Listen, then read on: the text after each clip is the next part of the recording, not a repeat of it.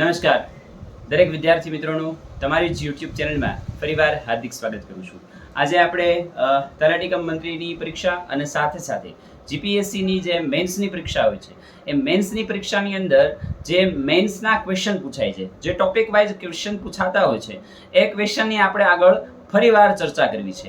અને એ ચર્ચાની અંદર મહત્વના અગત્યના પોઈન્ટ તરીકે આજે આપણે રાજ્યપાલની સત્તા અને કાર્યો અને સાથે સાથે એની પછીના પ્રશ્ન તરીકે આપણે કેગ, જેને આપણે સીએજી કેગ કહીએ છીએ, એ સીએજી કેગની બંધારણીય ભૂમિકા શું હોય છે અને કેગની ફરજો શું છે, એની સત્તાઓ શું છે, અને સાથે સાથે એની પછીના પ્રશ્નના ભારતના બંધારણના આમુખનું મહત્વ જણાવો. આમુખ જે છે એનું મહત્વ શું છે એના વિશેની ચર્ચા કરીશું. આમુખના બંધારણનો ભાગ કઈ રીતે છે એની ચર્ચા કરીએ.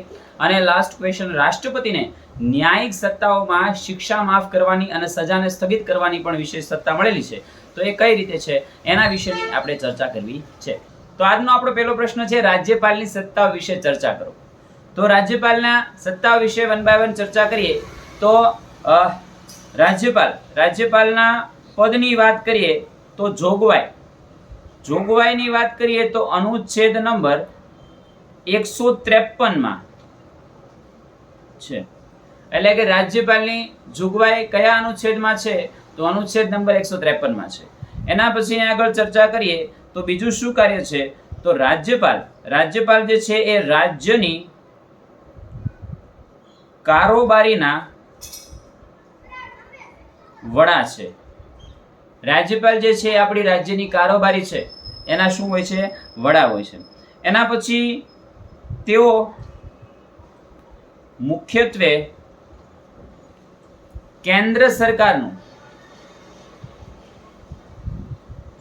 પ્રતિનિધિ કરે છે. મિત્રો, કેન્દ્ર સરકારનું પ્રતિનિધિત્વ કરે છે. એટલે રાજ્યપાલનું બીજું શું કાર્ય છે? તો એ કેન્દ્ર સરકારના પ્રતિનિધિ તરીકેનું કાર્ય પણ કરે છે. વન બાય વન હવે એની સત્તાની વાત કરવી છે. તો સૌથી પહેલી સત્તા એટલે કારોબારી સત્તાની વાત કરવી છે.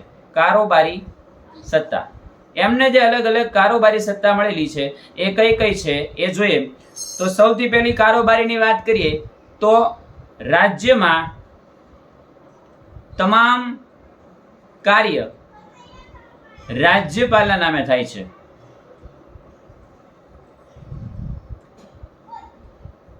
રાજ્યની અંદર તમામ પ્રકારના કાર્યો છે એ મિત્રો કોના નામે થાય છે? રાજ્યપાલના નામે થતા હોય છે. એના પછીની ટોપિકની વાત કરીએ તો ભાઈ રાજ્યમાં રાજ્યપાલ મુખ્યમંત્રીની નિમણૂક કરે છે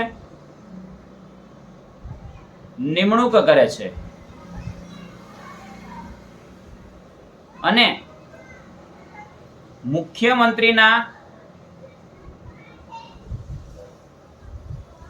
કહેવા મુજબ અન્ય મંત્રીની નિમણૂક થાય છે.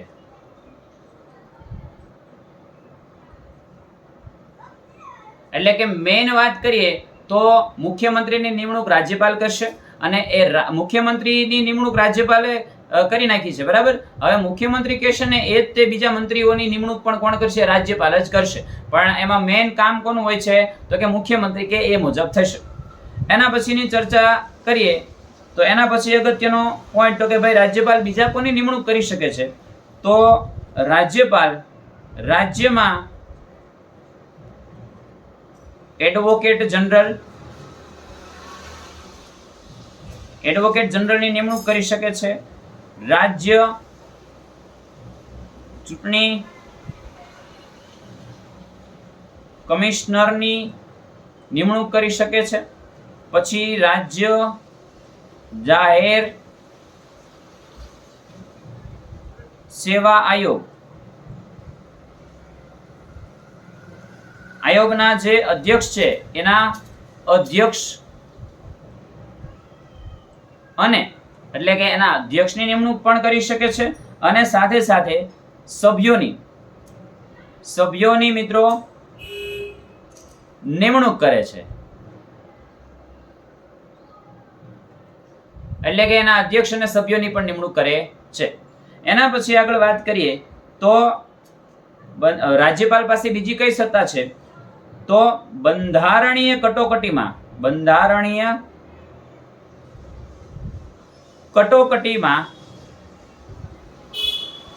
કેન્દ્રના પ્રતિનિધિ તરીકે રાજ્યનો સમગ્ર વહીવટ સંભાળે છે.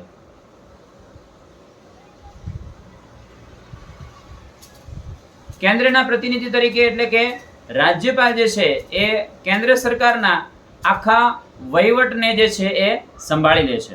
કોના વતી? કેન્દ્ર સરકાર વતી. ક્યારે? તો કે ભાઈ જ્યારે કટોકટીની જાહેરાત થઈ હોય, કેન્દ્ર સરકારમાંથી કોઈ કટોકટીની જાહેરાત થઈ હોય ત્યારે એ આખા રાજ્યનું પ્રતિનિધિત્વ કરશે. એના પછી એની ધારાકીય સત્તાઓની વાત કરીએ તો બીજી સત્તા એટલે કે ધારાકીય સત્તા. તો મિત્રો એની ધારાકીય સત્તાઓ કઈ કઈ છે એની પણ આપણે વાત કરીએ વન બાય વન. તો સૌથી પહેલો પોઈન્ટ તો કે ધારાકીય સત્તાઓની વાત કરીએ તો રાજ્યપાલ બંને ગૃહો બોલાવવાની અને સત્ર સમાપ્ત કરવાની સત્તા ધરાવે છે. એટલે કે મિત્રો રાજ્યપાલ જે છે એ બંને ગૃહો એટલે કયા કયા? તો કે બંને ગૃહોમાં આવશે વિધાનસભા અને વિધાન પરિષદ. રાજ્યની અંદર વિધાનસભા અને વિધાન પરિષદ આવે છે, જ્યારે કેન્દ્રની અંદર જોવા જઈએ તો કે ભાઈ લોકસભા અને રાજ્યસભા આવે છે. જે સત્તા રાષ્ટ્રપતિ પાસે છે એવી જ સત્તા રાજ્યની અંદર રાજ્યપાલ પાસે રહેલી છે. એના પછીના પોઈન્ટની ચર્ચા કરીએ આપણે તો બીજી કઈ સત્તા છે તો કે ભાઈ રાજ્યપાલના હસ્તાક્ષર બાદ ખરડો કાયદો બને છે.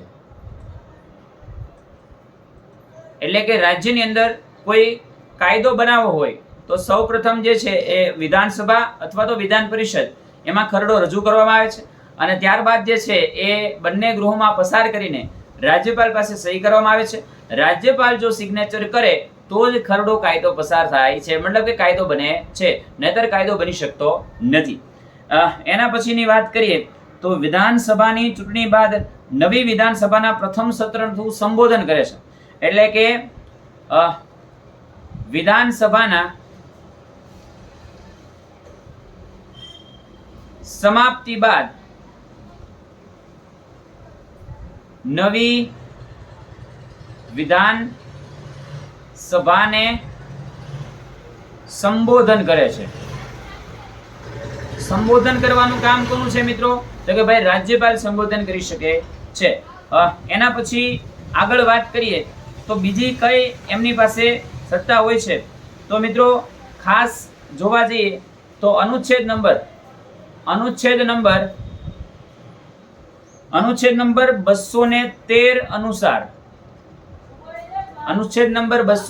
અનુસાર એ શું કરી શકે છે તો કે ભાઈ એ અંતર્ગત એમને વટ હુકમ બહાર પાડવાની સત્તા છે. મિત્રો રાજ્યપાલ પાસે અનુચ્છેદ નંબર 213 અનુસાર વટહુકમ, રાજ્યની અંદર કોઈ પણ વટહુકમ બહાર પાડવાની સત્તા મળેલી છે. એના પછી આગળ વાત કરીએ તો રાજ્યપાલ વિધાન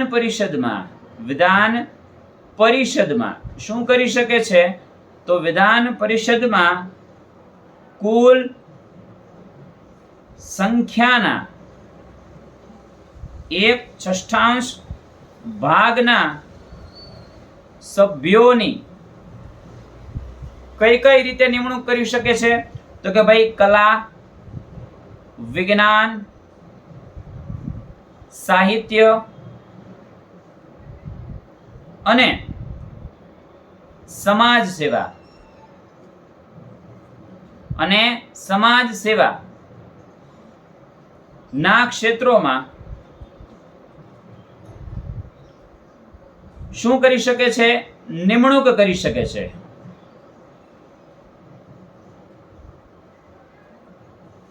ઇન શોર્ટ એવું કહેવા માંગે છે કે રાજ્યપાલ છે એ વિધાન પરિષદમાં, વિધાનસભામાં નહીં, જે રીતે કેન્દ્રની અંદર રાજ્યસભામાં રાષ્ટ્રપતિ 12 સભ્યોની નિમણૂક કરી શકે છે, એ રીતે રાજ્યની અંદર જોવા જઈએ તો વિધાન પરિષદમાં રાજ્યપાલ કુલ સંખ્યાના, કારણ કે દરેક રાજ્યની વિધાન પરિષદની સંખ્યા અલગ અલગ છે, તો કુલ સંખ્યા જે છે એના 1/6 ભાગ જેટલી સંખ્યા એ સભ્યોની નિમણૂક કરી શકે છે. કઈ રીતે?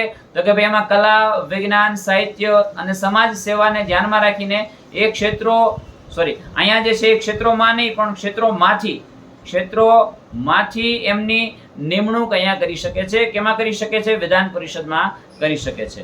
આ આપણે વાત કરી રહ્યા છીએ મિત્રો, તો યાદ રાખજો, આપણે ધારાકીય સત્તાની વાત કરીએ છીએ, એની પાસે કેવી સત્તા રહેલી છે. એના પછી આગળ વાત કરીએ તો આ ક્ષેત્રોમાં ખાસ આની આપણે અનુચ્છેદની પણ ચર્ચા કરીએ ને, તો આનો કયો અનુચ્છેદ છે? તો અનુચ્છેદ નંબર 171 મુજબ, અનુચ્છેદ નંબર 171 મુજબ આ નિમણૂક કરી શકે છે. એના પછી જે છે એ ત્રીજો અગત્યના પોઈન્ટની ચર્ચા કરીએ, એટલે કે ત્રીજા અગત્યના પોઈન્ટ એટલે કે આપણે હવે ત્રીજી સત્તાની વાત કરીએ તો એમની પાસે નાણાકીય સત્તાઓ પણ છે. નાણાકીય સત્તાઓ, તો નાણાકીય સત્તાઓ કઈ કઈ છે એની આપણે ચર્ચા કરીએ તો સૌથી પહેલો પોઈન્ટ, નાણાકીય સત્તામાં યાદ રાખજો મિત્રો, નાણાકીય સત્તામાં કોઈ પણ નાણાકીય સત્તા છે, નાણાકીય કાયદો છે, તો સૌથી પહેલા એની પરમિશન લેવી પડશે અને પછી જ રજૂ કરી શકાશે. તો નાણાકીય ખરડાની શું કરવામાં આવે છે? રાજ્યપાલની મંજૂરી પછી જ ક્યાં પસાર થશે? વિધાન મંડળમાં રજૂ કરી શકાય છે. અનુચ્છેદ નંબર 207, અનુચ્છેદ નંબર 207 મુજબ સૌ પ્રથમ પરમિશન લેવી પડશે, પરમિશન મળી જાય પછી જ એ રજૂ કરી શકશે, ત્યાં સુધી રજૂ કરી શકતા નથી. એના પછીની આગળ વાત કરીએ તો એની પછીનો કયો મુદ્દો અગત્યનો છે? તો રાજ્યના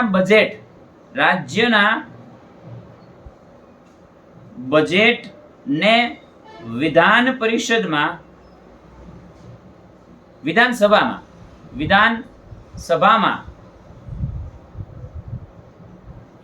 રાજ્યનું બજેટ જે છે એને વિધાનસભામાં રજૂ કરાવે છે. અનુચ્છેદ નંબર 202 મુજબ, અનુચ્છેદ નંબર 202 મુજબ રાજ્યપાલ જે છે એ વિધાનસભાની અંદર તે બજેટ રજૂ કરવામાં આવતું હોય છે, તો બજેટ રજૂ કરાવવાનું કામ કોનું છે મિત્રો? રાજ્યપાલનું છે. અનુચ્છેદ નંબર કયો આવશે? અનુચ્છેદ નંબર 202 આવશે. એના પછી આગળ વાત કરીએ તો મિત્રો રાજ્ય નાણાં પંચની દર 5 વર્ષે રચના કરે છે. રાજ્ય નાણાં પંચની દર 5 વર્ષે રચના કરે છે. અનુચ્છેદ નંબર 243(1) મુજબ, અનુચ્છેદ નંબર 243(1) મુજબ જોવા જઈએ તો રાજ્યની અંદર જે છે શું કરતા હોય છે? નાણાં પંચ એટલે કે નાણાંનો જે વહીવટ સંભાળે છે, નાણાં પંચની મિત્રો નિમણૂક કરવામાં આવતી હોય છે, દર 5 વર્ષે કરવામાં આવતી હોય છે. એના પછી તમે જોવા જઈએ તો અગત્યના પોઈન્ટની ચર્ચા કરીએ તો રાજ્યપાલ આકસ્મિક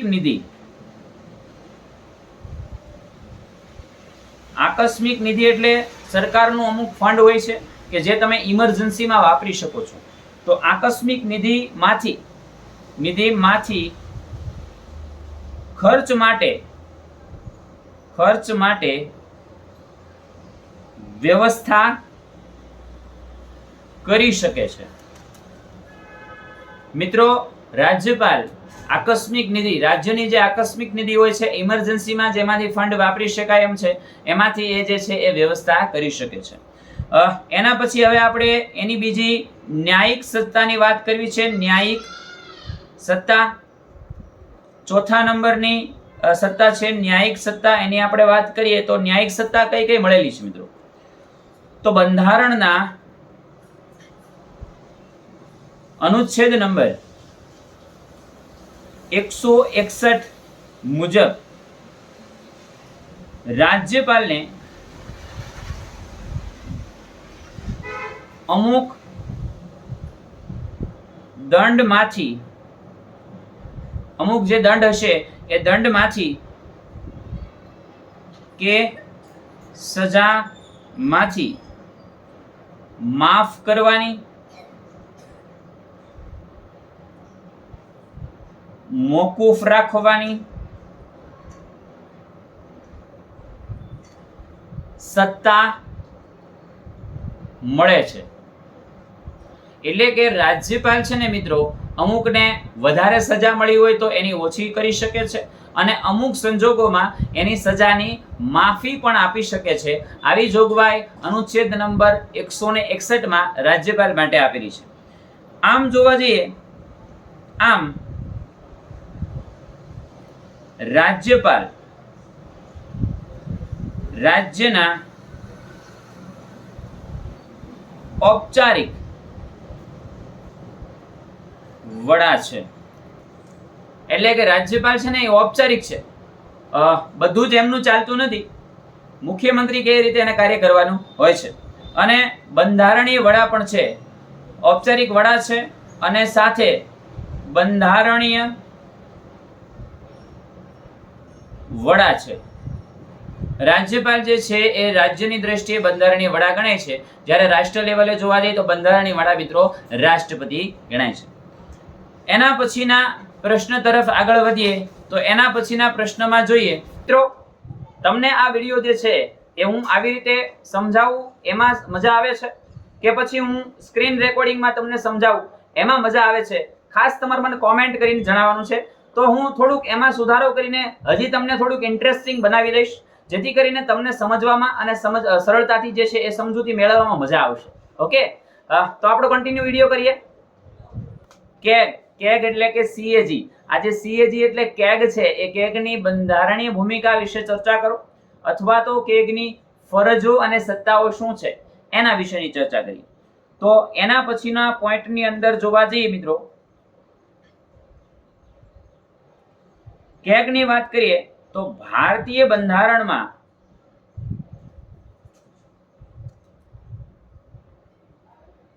અનુચ્છેદ નંબર ભાગ number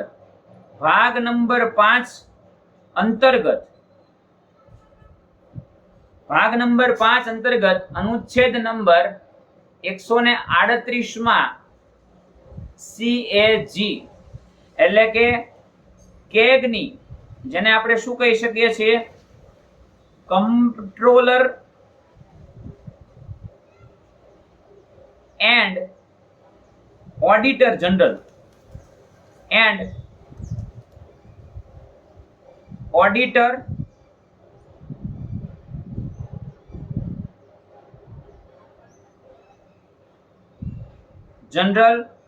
of India, controller and auditor general of India તરીકે આપણે એને ઓળખીએ છીએ મિત્રો. એની વ્યવસ્થા જે છે એ અનુચ્છેદ નંબર 148 માં ભાગ 5 માં કરેલી છે. એના વિશે આગળ વાત કરીએ. તેઓ ભારતના જાહેર નાણાંના સંરક્ષક છે. મતલબ કે કેન્દ્ર સરકારની અંદર, આખા ભારતની અંદર જે પૈસાનો વ્યવહાર થાય છે, જે પૈસાનો વહીવટ થાય છે, એ જોવાની કામગીરી જો કોઈની હોય ને તો એ સીએજી એટલે કે કેગની છે.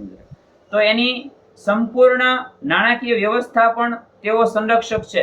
એટલે કે ઇન શોર્ટ જાહેર નાણાં સેવાના શું છે, એ સંરક્ષક છે. હવે અનુચ્છેદ નંબર 149 સીએજી ને એટલે કે 149 મુજબ જોવા જઈએ તો સીએજી ને સરકાર અને તેની એજન્સીના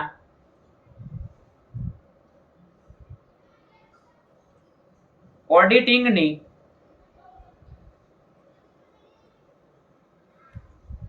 સત્તા છે. હવે ઓડિટિંગ એટલે શું મિત્રો? તો કે જે હિસાબ થયો હોય એ હિસાબને ચેક કરી શકે.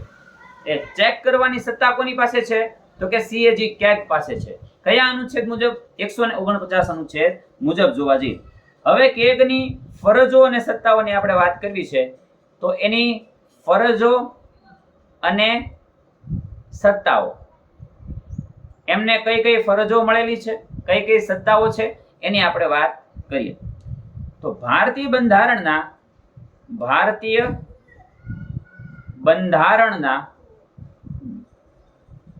અનુચ્છેદ નંબર 149 અંતર્ગત, ભારતીય જે બંધારણ છે એનું અનુચ્છેદ નંબર 149 અંતર્ગત સીએજી એટલે કે controller and auditor general of India, આ સીએજી ની ફરજો અને સત્તા વિશે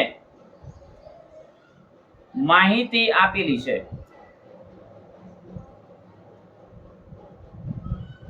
કંટ્રોલર એન્ડ ઓડિટર જનરલની સત્તા અને ફરજો જે છે એ અનુચ્છેદ નંબર 149 માં આપેલી છે.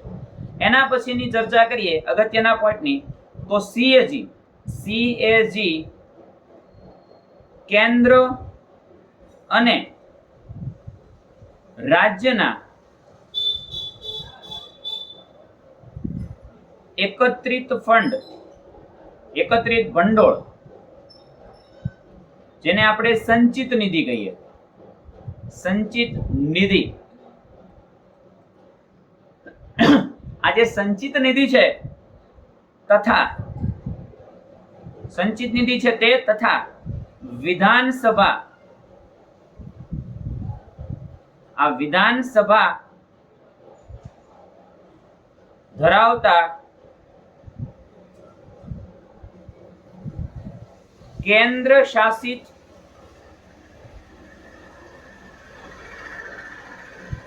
પ્રદેશના ખર્ચ સંબંધિત હિસાબોની ચકાસણી કરે છે. મિત્રો બીજું એનું કામ શું છે? તો કે સીએજી નું કેન્દ્ર સરકાર તો ખરું, રાજ્ય સરકાર પણ ખરું, એની એકત્રિત ફંડ એટલે કે સંચિત નિધિ, આ સંચિત નિધિ છે અને વિધાનસભા ધરાવતા કેન્દ્ર શાસિત પ્રદેશો એમના હિસાબો રાખવા, એમના ખર્ચ સંબંધિત જોગવાઈ, એ તમામ પ્રકારની ચકાસણી કરવાની પણ સત્તા કોની પાસે છે? સીએજી કેગ પાસે રહેલી છે. એના પછી વાત કરીએ તો સીએજી એટલે કેગ સંસદની, હવે સંસદ એટલે લોકસભા અને રાજ્યસભા, સંસદની જાહેર હિસાબ સમિતિના માર્ગદર્શક છે. માર્ગદર્શક મિત્ર છે અને ફિલસૂફ તરીકે કાર્ય કરે છે. ફિલસૂફ તરીકે કાર્ય કરે છે. એટલે એમનું કાર્ય શું છે? તો કે ભાઈ માર્ગદર્શક તો છે, એના મિત્ર પણ છે અને ફિલસૂફ તરીકેનું કાર્ય પણ કરે છે. એટલે કે એના મિત્ર અને ફિલસૂફ તરીકે કાર્ય કરે છે. બીજી કેગની વાત કરવા જઈએ મિત્રો, તો બીજું શું ભૂમિકા હોય છે એમની? તો કેગ એટલે કે સીએજી કેન્દ્ર અથવા રાજ્યની આવકમાંથી નાણાં મેળવતી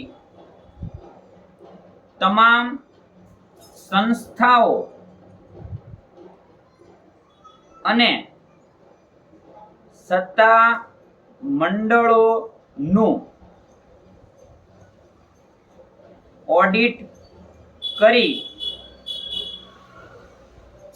અહેવાલ તૈયાર કરે છે. તો મિત્રો અગત્યનું બીજું કામ શું છે તો કે સીએજી કેન્દ્ર સરકાર અને રાજ્ય સરકાર આ બંને સરકારની જે આવક છે એમાંથી નાણાં મેળવતી તમામ સંસ્થાઓ જેટલી રાજ્ય સરકાર ને કેન્દ્ર સરકારમાંથી નાણાં મેળવીને કાર્ય કરે છે એ તમામ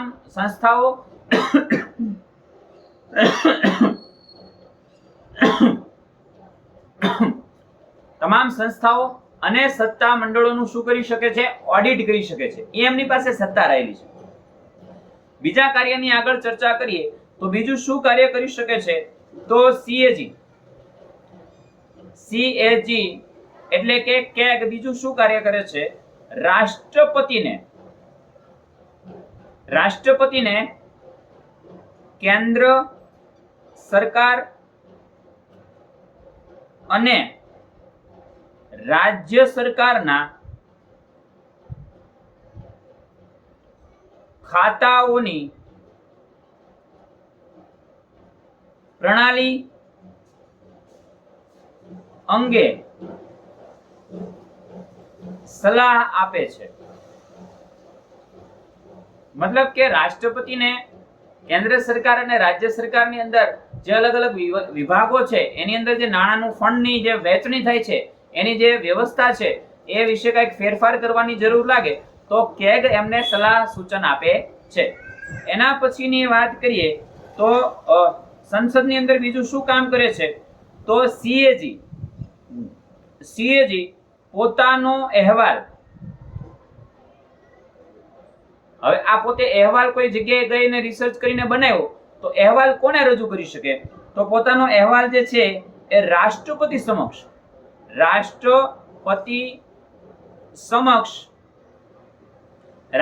સમક્ષ જોવા જઈએ તો રજૂ કરે છે. આ રાષ્ટ્રપતિ સમક્ષ રજૂ કરે છે અને રાષ્ટ્રપતિ આ અહેવાલ આ જે અહેવાલ રચાણો એ અહેવાલ ક્યાં રજૂ કરે છે સંસદમાં રજૂ કરે છે. એટલે આજે એમણે અહેવાલ બનાવ્યો એ રાષ્ટ્રપતિને સમક્ષ જે છે એ કેગ રજૂ કરશે અને આ અહેવાલ જે છે આ જ અહેવાલ સંસદમાં રજૂ કરવાનું કામ કોનું છે મિત્રો તો રાષ્ટ્રપતિનું છે. એના પછીના કાર્યની વાત કરીએ તો બીજું શું કાર્ય કરે છે તો સીએજી કેગ રાજ્ય સરકારના આજે રાજ્ય સરકાર છે રાજ્ય સરકારના ખાતાઓ અંગેનો ઓડિટ અહેવાલ આજે ઓડિટ કર્યું એ ઓડિટ અહેવાલ કોની સમક્ષ રાજ્યપાલ સમક્ષ રજૂ કરે છે અને રાજ્યપાલ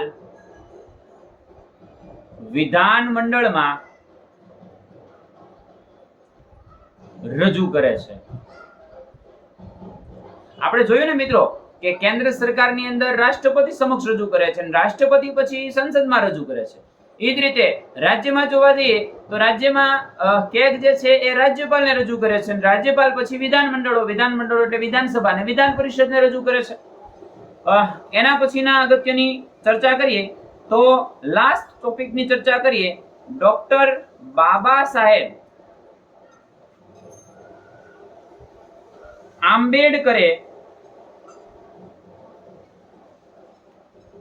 આંબેડકરના મત મુજબ જોવા જઈએ બાબા સાહેબ આંબેડકરના મત મુજબ સીએજી એટલે કે comptroller and auditor general of India ભારતના બંધારણમાં સૌથી અગત્યના અધિકારી છે. એટલે કે બંધારણના સૌથી મહત્વના અધિકારી જો કોઈ હોય ને તો એ CAG છે. એવું કોણે કીધું છે મિત્રો? બાબા સાહેબ આંબેડકરે કીધું છે. આ સાથે આપણે 2 પ્રશ્નો અહીંયા પૂરા કરીએ છીએ. જો તમને આ વિડીયો ગમતો હોય તો લાઈક શેર કરવાનું અને સબસ્ક્રાઇબ કરવાનું ભૂલવાનું નથી. મળીએ નેક્સ્ટ લેક્ચરમાં. ત્યાં સુધી આવજો. Have a nice day.